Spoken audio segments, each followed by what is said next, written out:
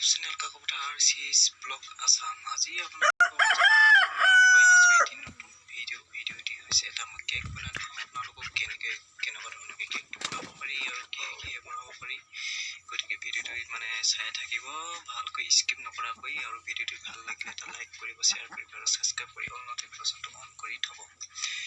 গতিকে বলক ভিডিঅ'টিৰ মাজলৈ গৈ আছোঁ, আপোনালোকে ভালকৈ চাই থাকক, স্কিপ নকৰিব, কিন্তু স্কিপ কৰিলে একো বুজি নাপাব। গতিকে বলক গৈ আছোঁ মানে চাই থাকক, চাই থাকক।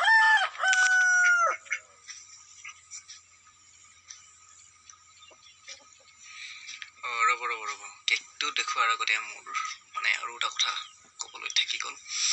গতিকে আজি একদম ফটাফটি মানে টিকা ফটা ৰ'দ দিছে, বুজিছেনে? একদম টিকা ফটা ৰ'দ, টিকা ফটা ৰ'দ দিছে একদম, মানে ক'ব নালাগে ফটাফটি ৰ'দ বুলি ক'ব পাৰি। একদম ফাটি টকাত থৈ দিলোঁ শুকাবহে আকৌ, বুজিছ।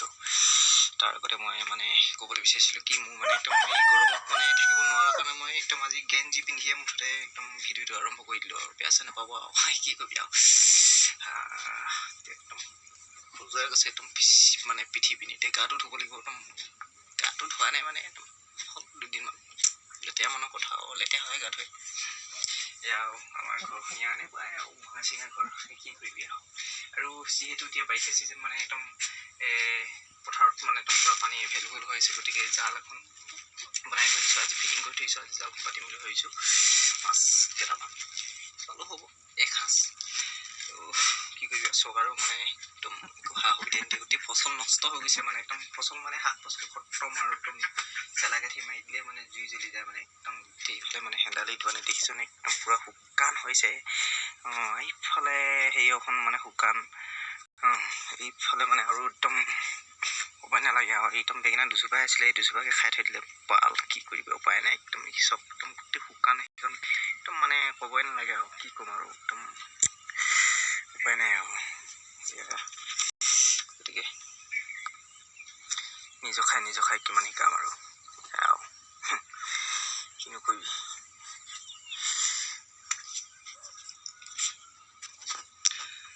এতিয়া সময়ো মানে 3টা বাজিছে, মোৰ জালখন পাতিবলৈ যাবলৈ হ'ব এতিয়া আৰু।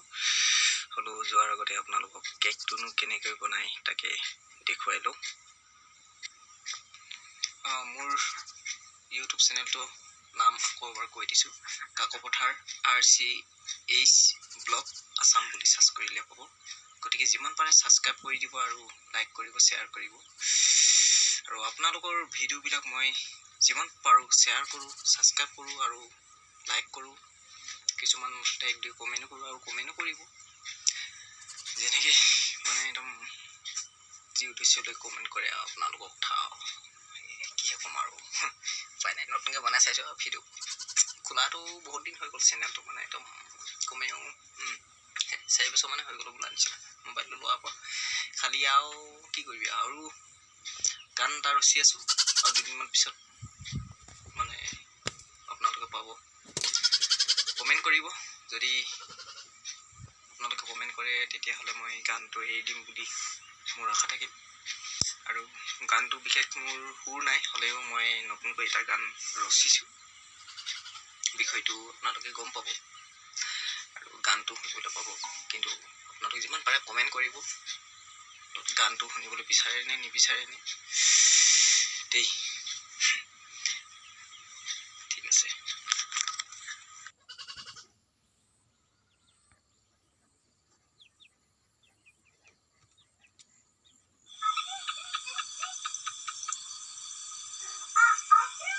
এটা মজা কেক বনালোঁ, জুইৰ সহায়তে এটা মজা কেক বনালোঁ। চোৱা কি মজা ফুলি আহিছে।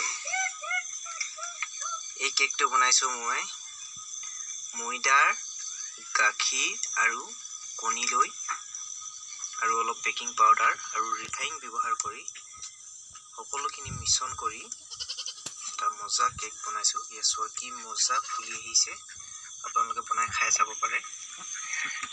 আৰু ওপৰত 2টামান বাদাম আৰু অলপ পাতলাকৈ কাটি আদা অলপ ছটিয়াই দিছোঁ। লগত চেনি মিক্স কৰিব লাগিব, অলপ বেকিং পাউডাৰ এনেকৈ মিশ্ৰণ কৰি ধুনীয়াকৈ এটা বাচনত ভৰাই লৈ এনেকুৱাকৈ বহাই দিব লাগিব আৰু ওপৰত এখন ঢাকোন মাৰি দিব লাগিব। তাৰপিছত 20-25 মিনিটত এটা কেক ধুনীয়াকৈ বনি যাব।